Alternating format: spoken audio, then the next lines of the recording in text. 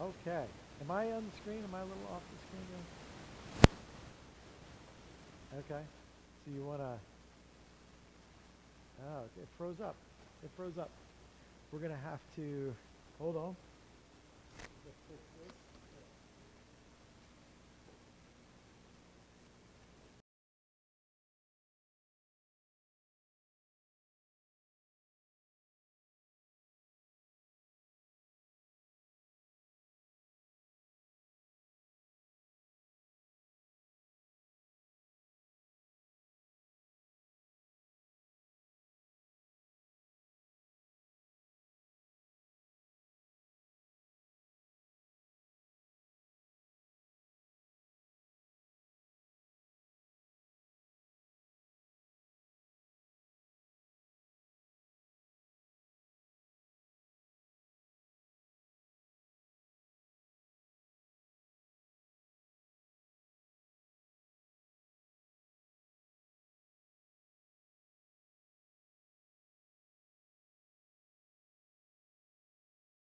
And hopefully we can hear, and there's sound coming out, and everybody is able to join us. So very soon my wife is going to be, yes, very soon hopefully my wife is going to be listening to your comments and feeding them my way. All right, we are going to go to Ephesians 4. Things that are going on for us as a church, for those of you who are watching and for those of us who are here. We have, this past Sunday was the end of our voting. I know that if you forgot to bring your Operation Christmas Child box, you can bring it in this Sunday and drop it off as well. So if you forgot it for some reason or you want to participate in it, feel free to do that.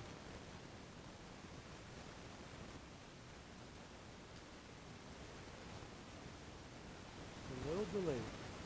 All right. We are frozen. Okay. Okay. I am frozen in a spot. I'm not sure what is happening technologically with our technology here, but I can certainly get us back to operational again. Meanwhile, as I'm talking, the Operation Christmas Child box I was saying is you can still turn that in this Sunday if you need to. And what else? Oh, this Sunday is our praise service. And as our praise service, we should, hopefully it will stabilize here and we can have video as well as sound for people who are watching in.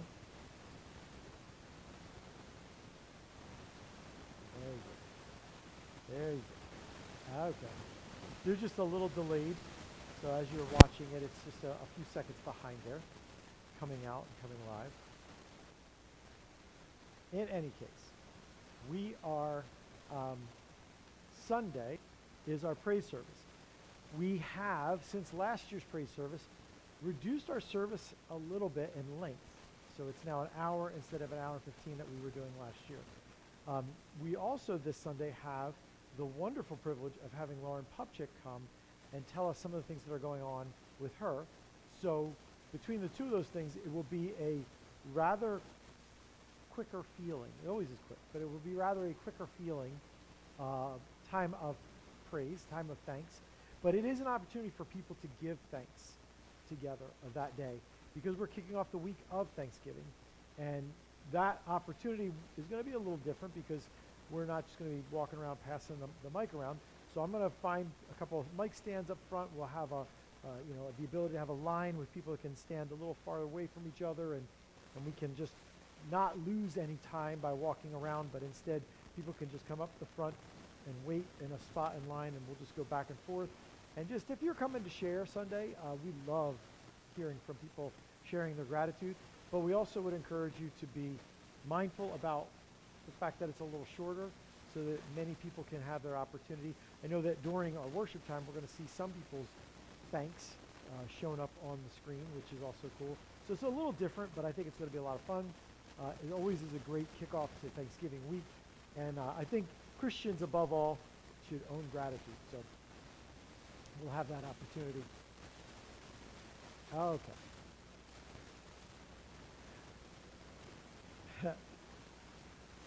As I continue to talk, I'll show you what I'm going to do, and you can do this next time.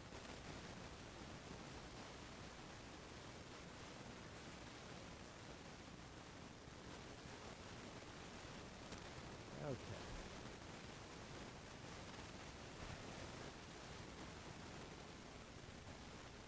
All right.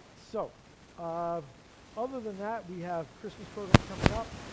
We have Christmas Eve service kind of in the works. It's going to be different. How will do that? A little bit weather dependent. See how that goes. But you know, with how things are, and really over the past week, we've had a number of people at Hope test positive for the virus, and the country's numbers are going crazy. So for us, I think if we want to have the impact for Christ, especially in the Christmas season when someone might feel like coming out for the Christmas program or something like that, assuming everything is still able for us to meet, which I think that's a decently reasonable assumption, there really haven't been any widespread transmission cases at churches. They're talking about restaurants, they're talking about bars, they're talking about things like that, but churches really have not been a hub of that kind of spread. So I think we're probably in decent shape that we'll continue to meet, but that means some people might come. It means we got to be pretty conscientious, especially on Sunday morning, about the social distance and the masking, just for the sake of making it through, but also for the sake of the impact of the gospel on people during this time where they might be very nervous coming in. Certainly anyone's nervous coming to a church for the first time anyway, let alone in an environment like this where their background may be, or they may be health compromised or something like that. So we just have to double down a little bit on making sure that we are conscientious so that this is a welcoming place over the next few months. All right, so we are in Ephesians 4, and yeah, you could go around to the soundboard there, and you could turn up. Okay, you could turn down those number 3 and 4. That is the room mic, so that might help the static. And you can turn up the other one that's up, that with a light on. That would be my voice. Okay. Lots of technical problems. So we will get to Ephesians chapter 4. And we have been going through some of Paul's instruction to us, and really some of the, I would say, Christianity known behaviors. Like over time, people say, oh, you're a Christian. Some of the things that they mean when they say, oh, you're a Christian, is some of the stuff he's talking about here. So last 2 weeks ago, we talked about how the first zone of therefore, because you are to be made new and put on the new mind and all that stuff, therefore, you must put off falsehood and speak truthfully.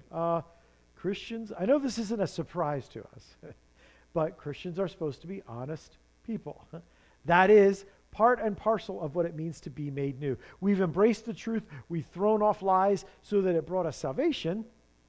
So we should be people who value the truth, people who guard the truth, people who live in the truth.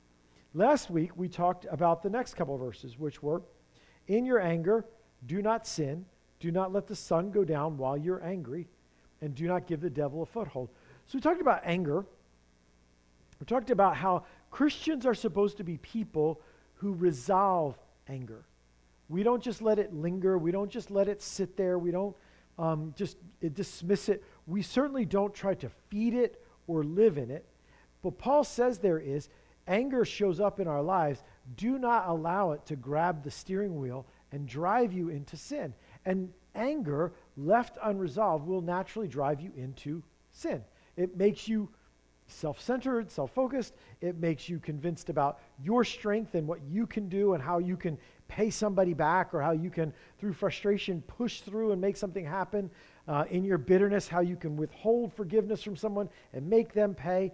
So anger doesn't lead you to anywhere that is faith-filled. It leads you to sinful patterns, inevitably, if we leave it unresolved. So believers should be very good at resolving anger. I don't know that we are. But I think anybody in the world would think, if you're a Christian, you probably shouldn't be mad all the time. You probably should be somebody who is able to resolve your anger and move on. You shouldn't be somebody who's just bitter and holding a grudge and making sure that people pay. And one of the ways that happens, kind of we talked through a lot of this, do not let the sun go down while you are still angry. In other words, believers, not that this is a law where the clock is ticking and, oh, if the sun goes down, oh man, you sinned. It's not that so much as it is, believers should be people who move directly, as quickly as possible, as feasible, as healthy, towards resolving anger. We don't just leave it there. We don't value living mad. It doesn't help us. It doesn't feed our faith. It doesn't give us the strength for the fruit of the Spirit to flow up in our lives. So we don't value that. So we just don't let anger sit. And by the end of the day, assuming it's not the last thing that happened in your day, by the end of the day, we in general have resolved those things of anger, whether it is putting our faith in the Lord again. You know, when people in the world do things that affect our lives that we think are dumb, instead of just sitting in it and letting it brew in us and stew in us and pop out as soon as somebody hits us on that sore spot, here comes all this anger. That's not what we as Christians are. We're to be made new in the attitude of our minds. And so therefore, we are people who are supposed to be able to say, okay, Lord, I trust in you. And even though I disagree with the decisions that have been made or what that person did hurt me or whatever, my faith is in you, so I'm going to be okay. I know I'm going to be okay. So I don't have to hold on to this. I can let it go because I know that you're going to resolve it. So I can be resolved about it. That's the way that we work ourselves towards not letting the sun go down while we're angry. So let's keep going, because the next part that we're going to talk about tonight is do not give the devil a foothold, which is probably connected to that anger stuff. And anyone who's been stealing must steal no longer, but must work, doing something useful with their own hands, that they may have something to share with those in need. All right, so we begin finishing up the thought from last time, but really this applies to so many things. He says, do not give the devil a foothold. So let's think about giving the devil a foothold. What does that mean? What does that look like? It doesn't have to be in anger or honesty or stealing. I mean, it can be. But in our lives, when Paul says don't give the devil, don't give him a foothold, what does that look like? How do people do that?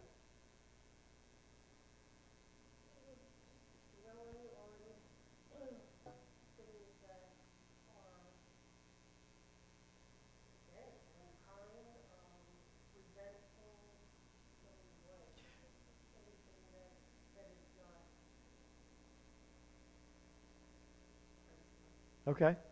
So what you're saying is dwelling on anything unkind or unchristlike. But practically speaking, like giving him a foothold means somewhat embracing it, making kind of room for something that doesn't belong there, and letting it just take up residence there. Okay? Yes. Some of the way that we give the devil a foothold is we have righteous reasons for unrighteous things.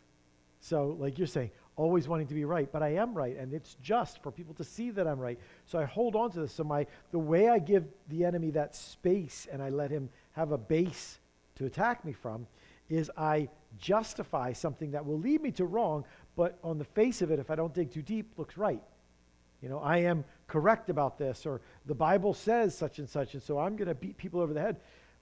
And so it makes it so that the enemy has a vulnerability in me because I just let this thing sit here unresolved, unevaluated, and I kind of am believing some of that lie that this is okay. Yeah.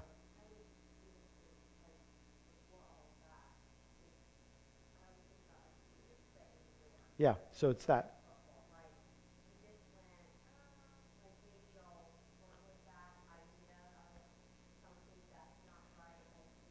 Mm-hmm. Give the enemy a foothold. Let him get his foot in the door just through a crack. Doesn't need to be a big thing. And I think we really underplay this in our society today. We are bombarded by fleshly things all day long. So it is difficult, unless we're going to go be Amish or under a lockdown, I guess. But unless you're going to just completely isolate from the world, it is difficult for you to be fully on guard. So there's some numbness that comes to us.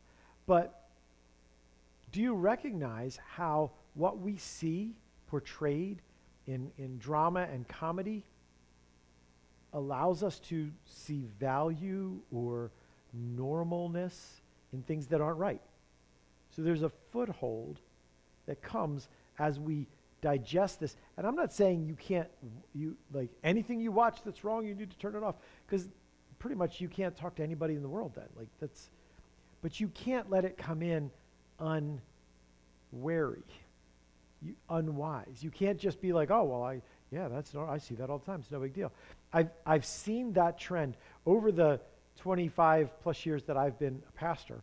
I have seen the trend of much more commonplace things in church that when I began as a pastor, people were like, there's no way, that would never.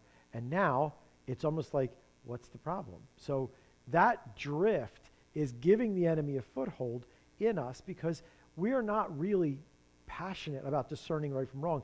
And some of that foothold is, I think wrong is good. I think it's fun. I think it's better. It would make me better. It would make my life better in some way, more popular, more connected, or be a part of the crowd or whatever. I have some idea that doing the wrong thing would benefit me instead of seeing it as death.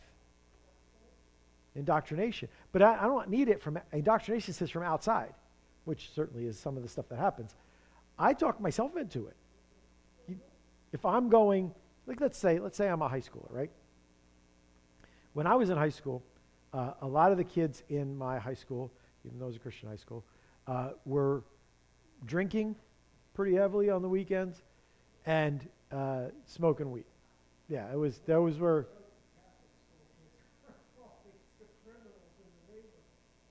So,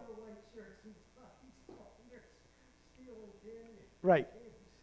Now not because I'm some uber Christian or whatever, but that was never a thing for me.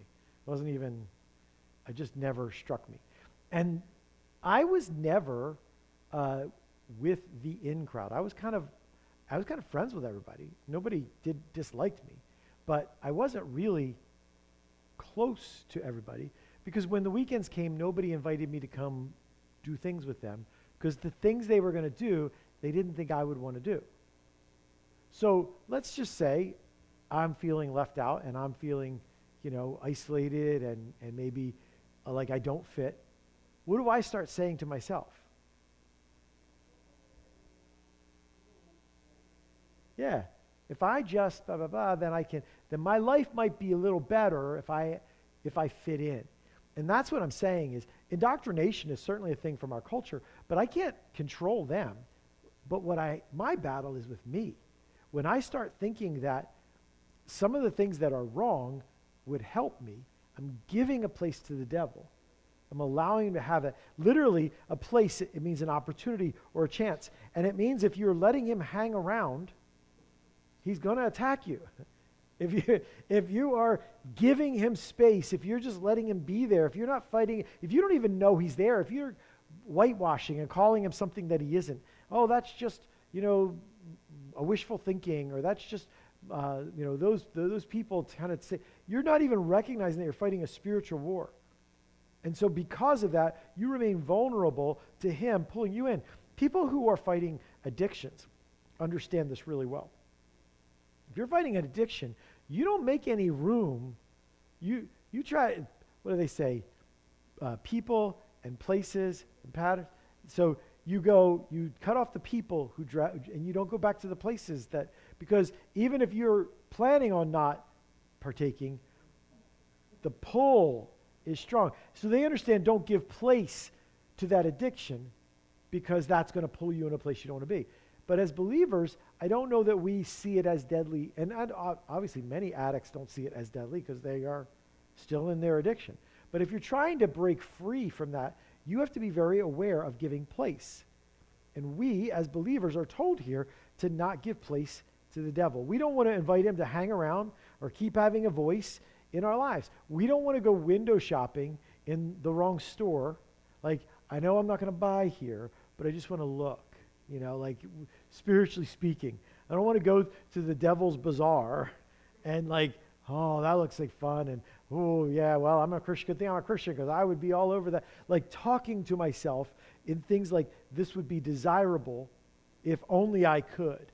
And that is what Paul's talking about as he says, don't give place to the devil. If you keep considering or contemplate something you know you shouldn't do, you are really already deciding to do it. You're just looking for the excuse. You're looking for the opportunity. You're looking for the way to do it that you can rationalize in your head. Otherwise, you should not give place to the devil. You should have already said no to it and moved away from it, recognizing the deadliness of embracing it. And when you don't, it's deadly. When you don't, that trap snaps on you. Paul says it a little bit differently 2 books over in Colossians chapter 3.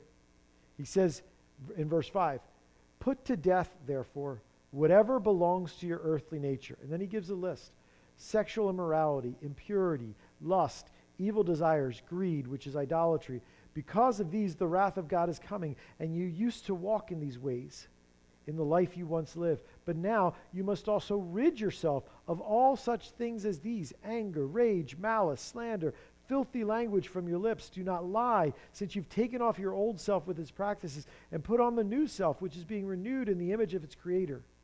See, Paul says, put it to death.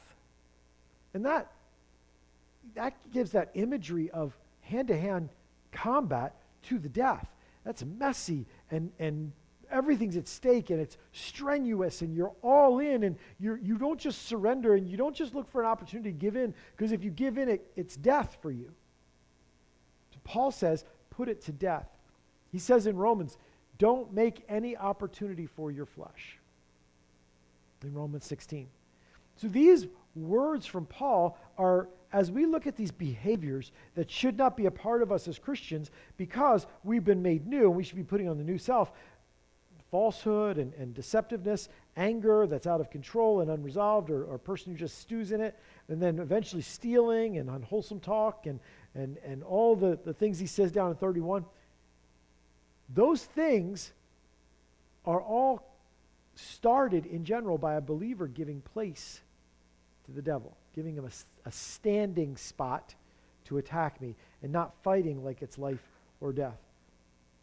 So unresolved or persistent anger opens the door to sin. Anger feeds into the idea that our viewpoint and our understanding, as well as our choices, are superior to others. Anger almost always, I cannot think of a time where anger doesn't need you to be in a superior position to the other person or the situation or whatever. You know better than you know what this means. You know what they should have done. You wouldn't have done it to them. Like, anger is always about superiority. And because anger comes from superiority, it drags you into self-centeredness, self-focus. It drags you into pride. And even when you're correct that you were right and they were wrong, your flesh will use the facts of your rightness to pull you into sin. It's a hairy thing. It really is. Anger and this idea of giving the enemy a foothold. So we shouldn't lie. We shouldn't deceive people. Doesn't mean you can't throw a surprise party anytime for someone because you can't lie. I mean, it is stressful. It is very stressful. Surprises are always stressful. But the idea isn't, oh, you can never say something that's untrue out of your mouth, because sometimes we're mistaken. Sometimes we're doing it in the context of a relationship where we're doing it because it's something like a surprise party or something like that, where we're keeping a secret because it's going to be fun later on. Deceptiveness for selfish purposes.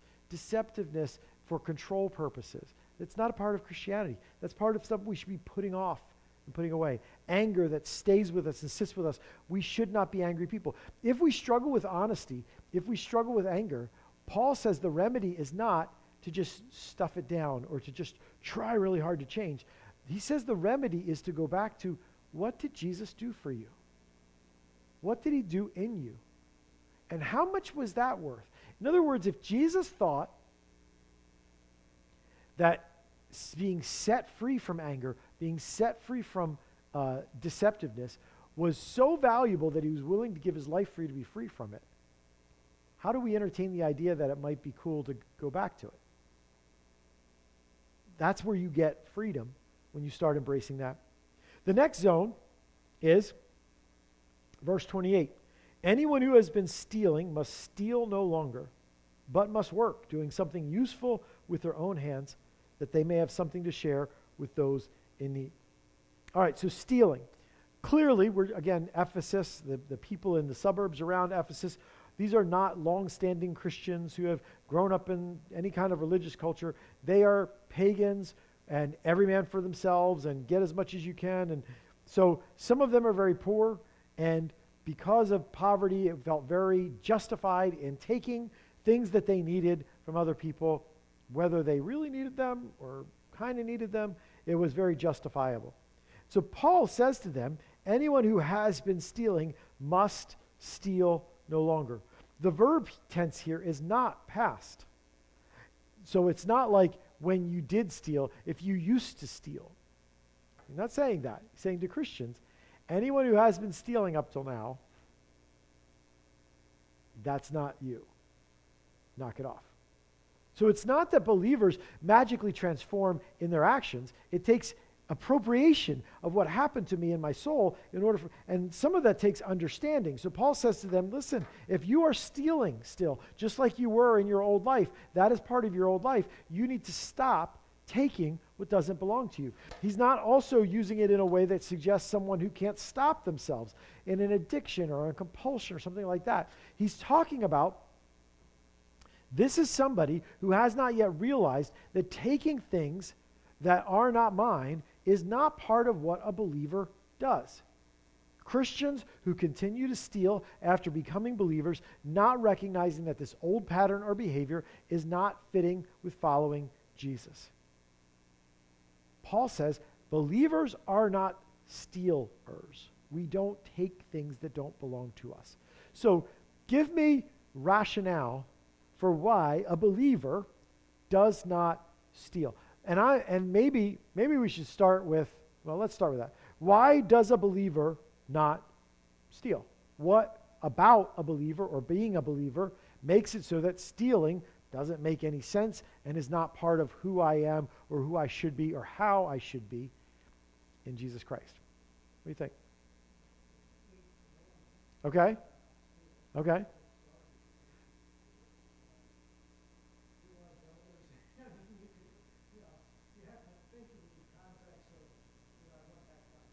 Yes. Yes. Something that has been clear for a long time in that God gave Moses the commandment, thou shalt not steal. So centuries and centuries. And logically speaking, one of the things that we do in following Jesus is follow that golden rule, do to others as they would do to you. So I don't want people taking my stuff. It's not theirs, it's mine. So I shouldn't take theirs. I don't always know that if somebody was going to take my stuff, maybe I would be like, you don't know how hard it was to get that, how much I need that, how important that is to me, whatever. So similarly on the other side, I wouldn't know how hard it was for them to work for that. I don't, I just kind of make an assumption that if I can do it and I can get away with it, then I'm just going to take it for myself. Yeah. Other thoughts on rationale?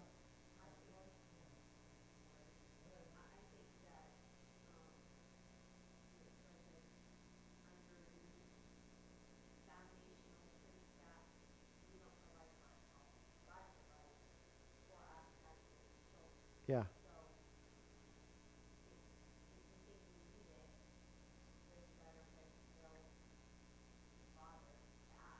Yeah. So as a believer, who provides for my needs? My Heavenly Father. And Jesus said that. Do you see the sparrow and see the grass? And your Father knows you have need of these things. Don't you think He will give them to you? So Jesus taught us that the Father takes care of our needs. As soon as I go to take something that I need that God has not provided for me, legitimately. I don't have the authority or any legitimacy to taking that for myself. I'm stepping outside of the idea that God will provide for me, and I'm saying, I can do this. I can make it happen. It is a turning away from a faith living that God will watch over me, that God will provide for me, that God will do what is right by me. Yeah, good. So, like, maybe we have people who have been stealing, going into stores, or are bank robbers or whatever. Probably not most of us. So is this just a command that's in there just as a coverall, or is there some application maybe in a little more easier way for us to justify taking something that isn't ours, taking things we don't have the authority or the right to have? Any things in our world that believers should be a little more aware of, that this is taking something that's not legitimately mine?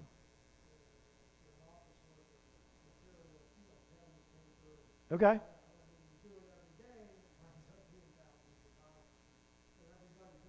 Yeah. Right. So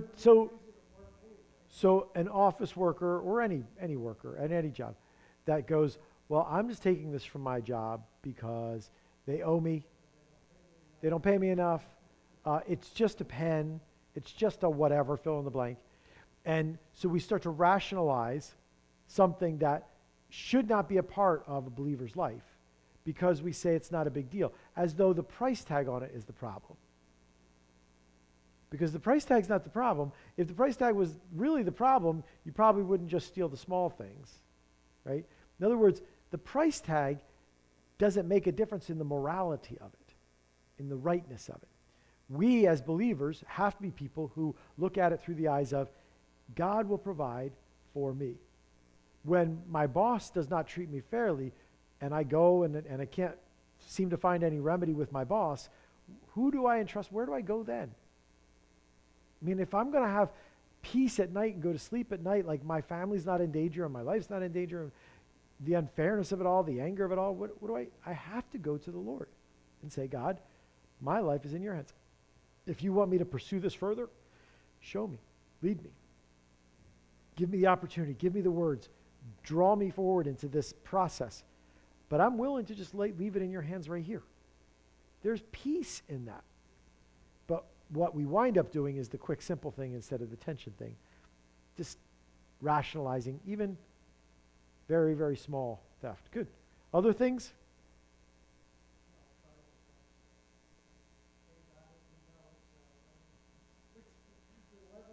We're going to level the playing field. Yeah, for sure. And I think, you can go outside of just physical property too. You can go to things like intellectual property.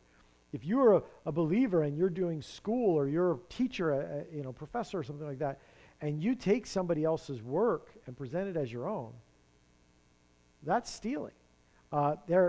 Even as a pastor, I could go purchase message series things, and to use on Sunday morning in church, which are well packaged and well done, and many, many pastors do that, which is awesome.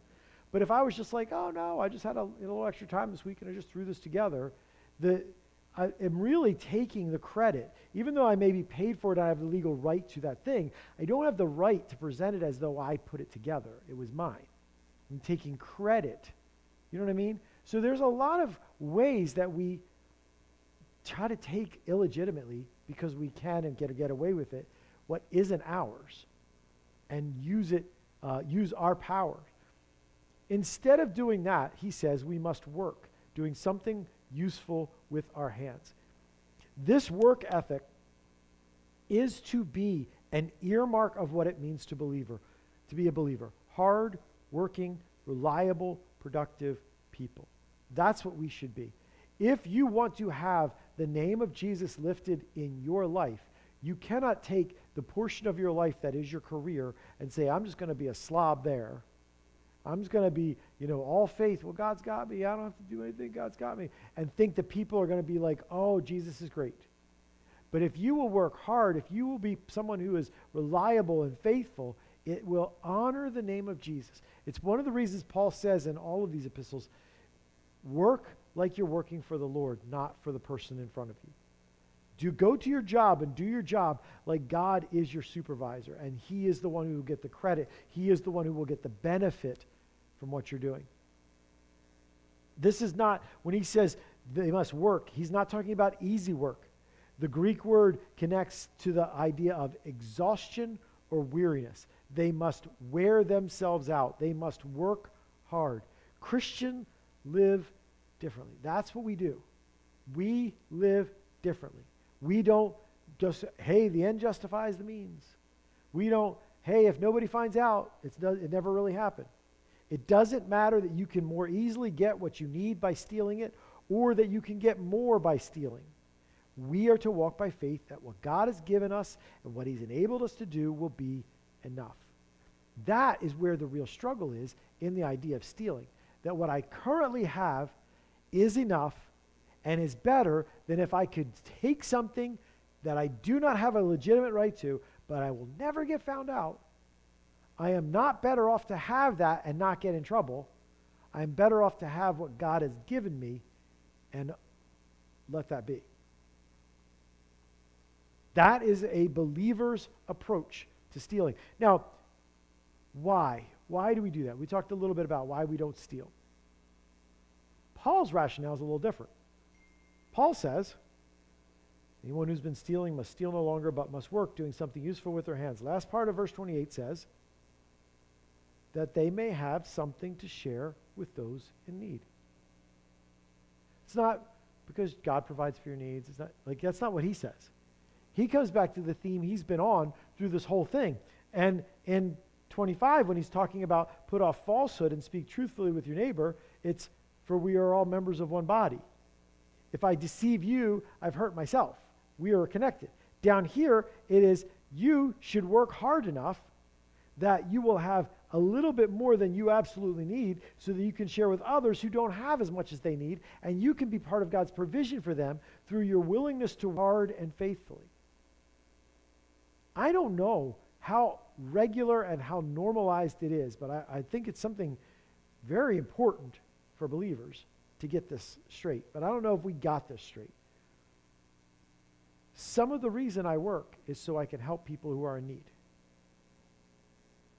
The money is not all mine. The stuff is not all mine.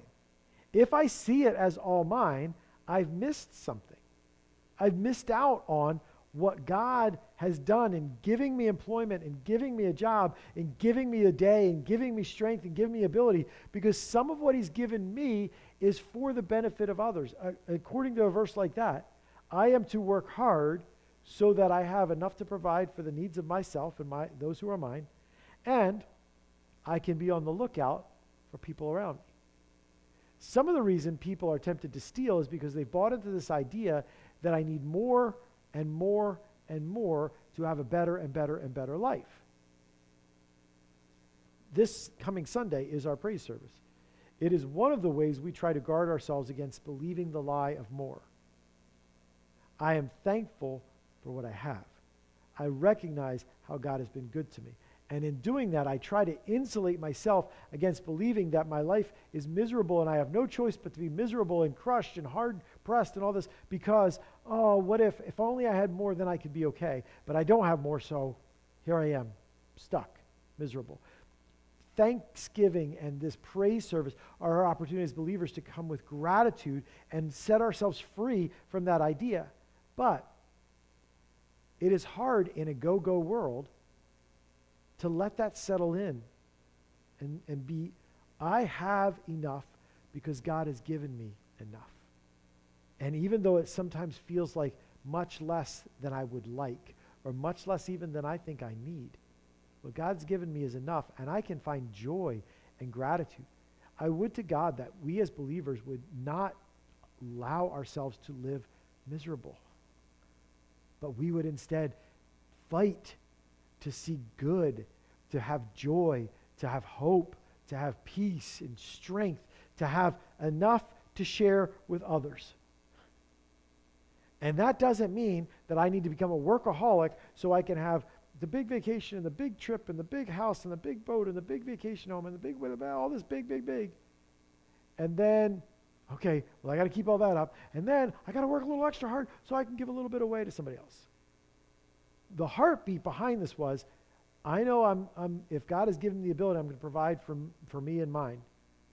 But I'm going to try to do something extra if I can, whatever I can do extra, so that somebody around me who's in need, that I can be God's hand of provision for them. So for us as a church, some of that means when you go to work and you get a paycheck, some of that paycheck is for the work of God here at home. It's not just for you to have another, dinner out or a couple more outfits that you can wear or whatever. It's not just all, what am I going to do with this for me? Some of what God gives us is for the work of God in his church. Some of what God gives us is for people he's going to bring across our path that have needs. And if you have not come across the path of anyone who has physical, financial, material needs in your life or in past years or whatever, we're missing it then, right? Because I'm supposed to work hard so that I can give to someone who's in need. The presumption is somebody around me is going to be in need. Unless you actually believe nobody in my whole life, in my whole state, in my whole world or whatever is in need, unless you actually believe that, then maybe I'm just become oblivious to the need around me. Some of what I'm working for is so that I can share with other people. The backbone of this instruction, the ethic that looks to love and serve others. Paul says your work should not simply be for your own needs, but you should work so hard that you can help others who don't have enough. It comes directly from the love we're called to have for one another. So, God may give us opportunity or ability beyond my legitimate needs because he wants to meet someone else's needs through me. And that seems like so, if you kind of distrust God or you have a dark view of God, it seems like, why would God do that? Why not just give everybody what they need for themselves? Why would God make you have a little more ability and someone else have a need so that you could share with their need? Why didn't you just give them enough so they can supply for their own needs? What would we say to that? Like, why would God set it up like that, where maybe I have opportunity and I have ability and I can make a little bit more than I legitimately need, or I can have a little more than I legitimately need, because God wants me to share with someone who doesn't have enough. Instead of giving them their own ability to make it, he gave it to me. Why would God do that? Okay, Christmas shoebox, right?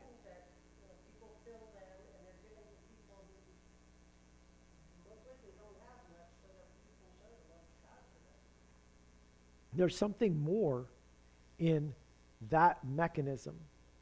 Here's people who are filling a shoebox to send to people who probably don't have very much. And it's not just the transfer of stuff. There's community. And there's love that gets sent in a shoebox at Christmas time. There's love that gets sent in that shoebox.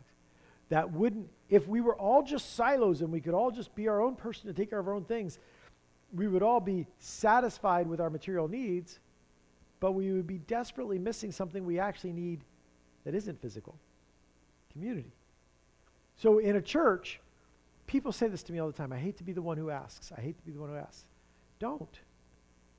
It's part of you are part of God's provision for this church. Your need is a part of God's provision for this church. Because if we all just had enough all the time, God's trying to build community here. So if you can step in and say, hey, I have a need, and watch other people meet it, community happens there.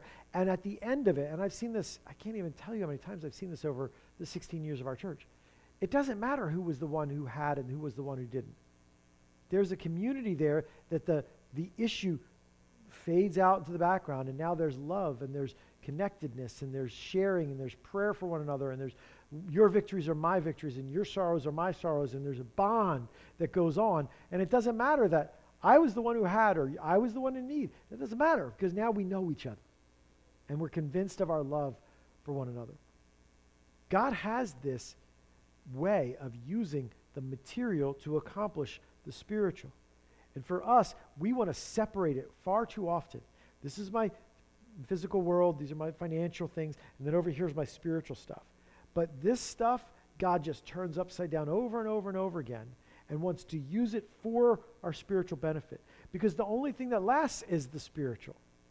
This physical stuff, if it's not used for spiritual, it's just, Haggai says it's like putting it into a bag that has a hole in the bottom. The more you put in, the more you lose. There it goes. The psalmist says over and over again, it's here today and it's gone tomorrow. It's burnt up. It's just nothing. So the only way it's redeemed for something bigger is if I don't keep it separated, segregated. If I integrate it as a part of my faith and I say, there's ways that God wants to use my physical well-being, my physical provision, my physical sustenance, so that I can shine the light of Jesus. So we're doing Operation Christmas Child right now. We're about to pick up and do another thing for Christmas called Adopt a Family, I believe. Adopt a Family. It's an organization around that will allow us to adopt families in our area who are in need at Christmas. And give us a list of things that we can get for them and some grocery things, whatever. And our youth group's going to lead this because our youth group's doing this, so they're going to include us in it. But it's a fantastic way. We don't know these people.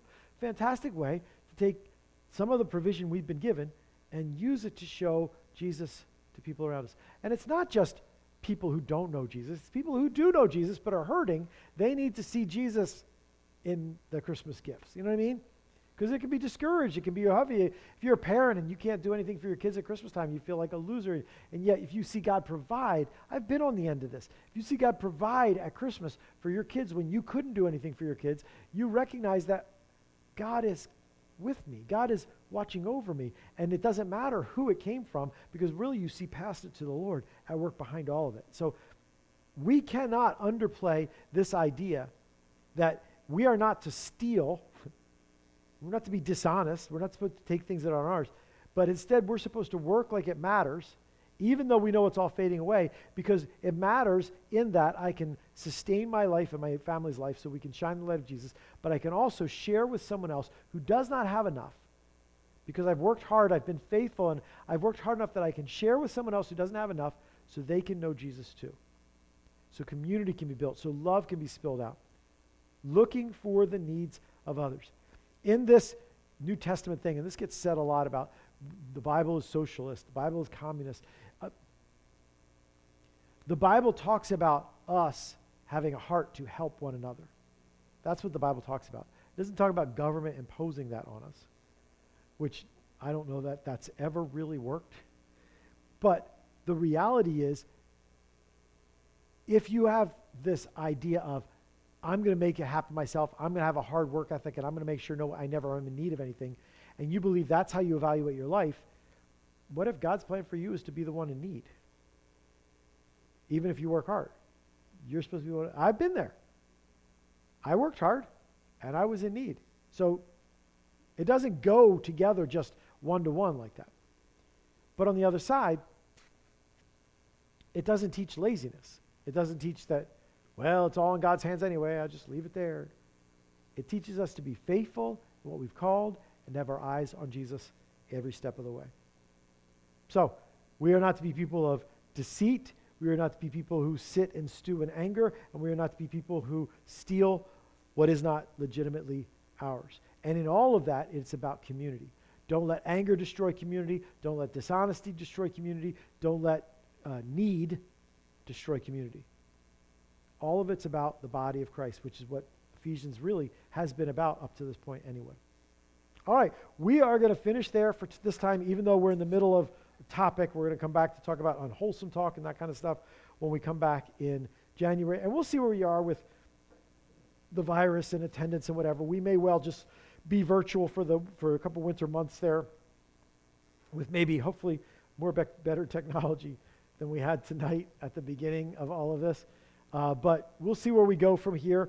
So the first week of January, it's like January 5th or something like that, we'll come back and jump back into Bible study in Ephesians 4. All right? Good. Thanks everybody out there for joining us tonight. And those who watched it later, thank you.